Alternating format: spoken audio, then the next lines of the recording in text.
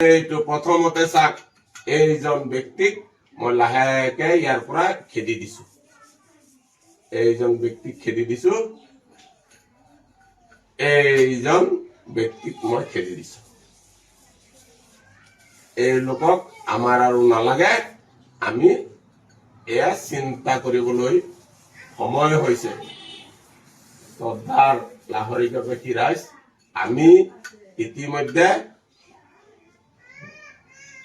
আমাৰ লাহৰিঘাটত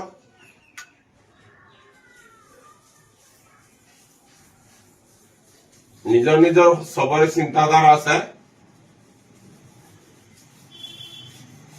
এইটো দুনিয়াকে মুচি দিছো এনেকে যাতে বস্তুখিনি আমি নেদেখো।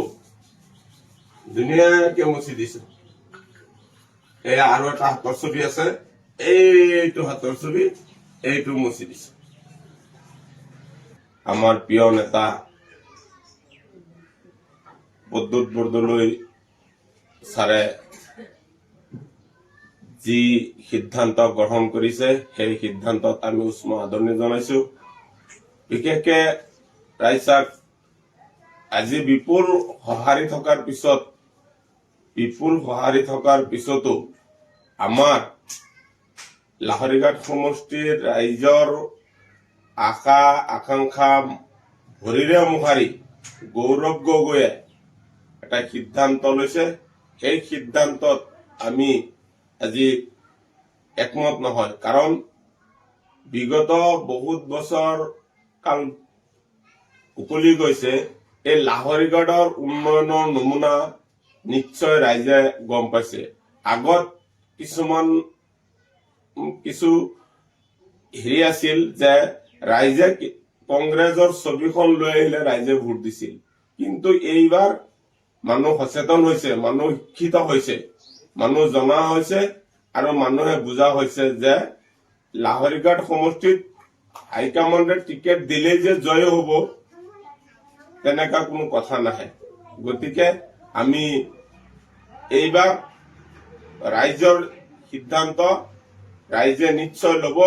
আৰু মোৰ ব্যক্তিগত যিটো সিদ্ধান্ত, আজি 2008 চনৰ পৰা কংগ্ৰেছ দলত নিষ্ঠাবানে আমি সেৱা আগবঢ়াই আহিছিলো।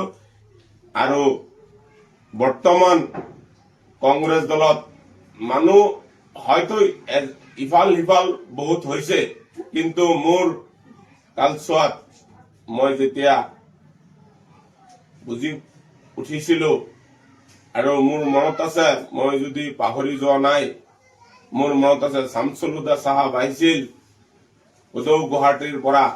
তেতিয়া আমি ট্ৰাকত উঠি স্কুলৰ পৰা ওলাই গৈ কিতাপ ৰাস্তাৰ কিনাৰত পেলাই থৈ ট্ৰাকত উঠি জিন্দাবাদ দিবলৈ গৈছিলো কংগ্ৰেছ দলত। শামছুল হুদা জিন্দাবাদ আৰু হিত শইকীয়া জিন্দাবাদ এনেকা দিবলৈ গৈছিলো। মোৰ মনত আছে।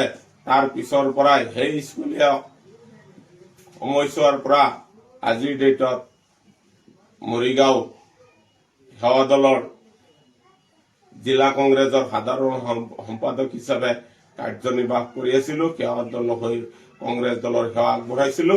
কিন্তু যোৱা কালি যিটো আমাৰ নভবা কথা এটা আমি যেতিয়া শুনিলো, আমাৰ সাংসদ মহোদয়ে দল ত্যাগ কৰিছে।